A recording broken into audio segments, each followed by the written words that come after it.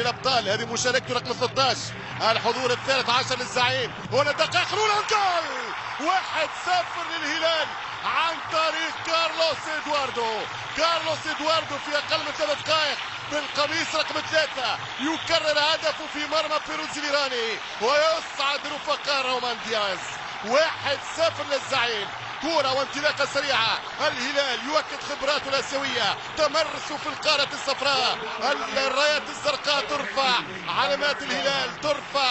والزعيم يتقدم 1-0 عن طريق كارلوس إدواردو البرازيلي في 6 أهدافه الآسيوية في 12 حضور. اللاعب القادم 2015 من التنين البرتغالي العريق الدراجاو ايسي بورتو. كرة ولا أروع. اسيست ولا اميز. الكرة كانت ممتازة من ابراهيم البريك والكرة بامتياز. ادواردو كان شاط ضربة جزاء بينالتي حتى في سقف المرمى. لا تصد يا باري لا ترد يا عمر. والنتيجة 1-0 الزعيم. كرة تمشي نظر ريبيرو لمصعب.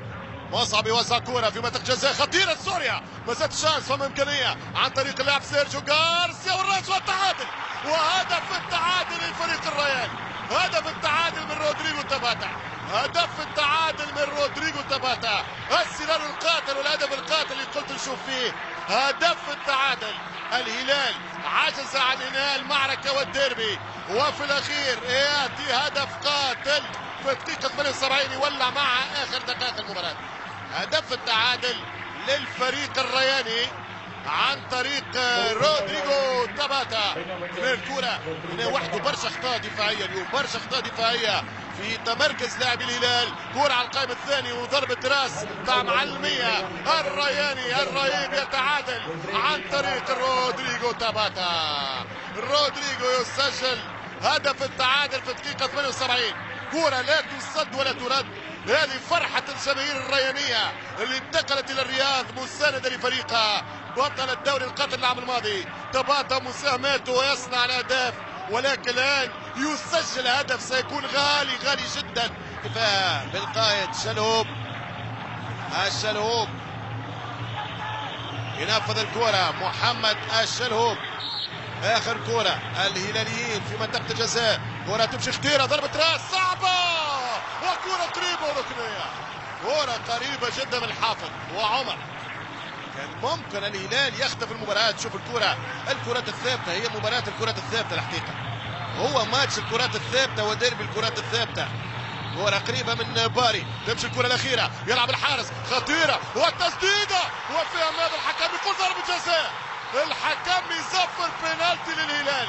الحكم الأسترالي ماذا هناك؟ يصفر ضربة جزاء على لمسة يد من مصعب. يقول فما لمسة يد من مصعب خضير ويمنح ضربة جزاء للزعيم. الهلال وركلة جزاء للانتصار. وقت قاتل مش ممكن. نعاود نشوف الصورة فيها لمسة اليد. حاولت وجهتها أم لا؟ القرار للمشاهدين والكابتن جبل الشريف. ضربة جزاء يعتبرها الأسترالي في وقت قاتل على الفريق الرياني.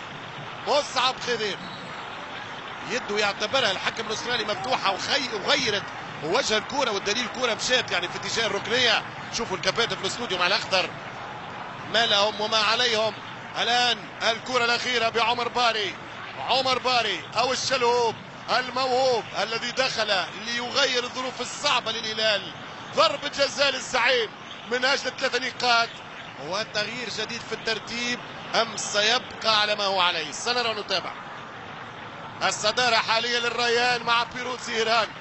لو يسجل الشلهوب سترجع الصدارة للهلال مع فريق إيران. سنرى. مباراة مهمة وضربة جزاء مفصلية في تصفيات آسيا هذا العام. الزعيم بالشلهوب والرهيب بعمر باري. والدقائق الأخيرة كانت مثيرة جدا. فيكتور كاسريس ورقة صفراء على الاحتجاج. وكرة تمشي للهلال. كرة عن طريق الشلهوب. ضربة جزاء آخر شوطة في المباراة تساوي 3 نقاط. يمشي الشلهوب يحط جول. سيلفي للهدف الثاني. الشلهوب ينقذ رامون دياز ويخلص الهلاليين من براثن الرهيب الرياني. مش ممكن على إثارة الخواتيم، مش ممكن. قلت لك في دقيقة سابقة للوقت بدل الضايع، هل نحدث وهل نعيش على ذكريات الأهداف القاتلة السوية للزعيم؟ نعم، هكذا كان، هكذا كان. والشلهوب يعيد الزعيم إلى صدارة المجموعة. 4 نقاط للهلال، 4 لبيروتزي، 3 الريان ولا نقطة للوحدة.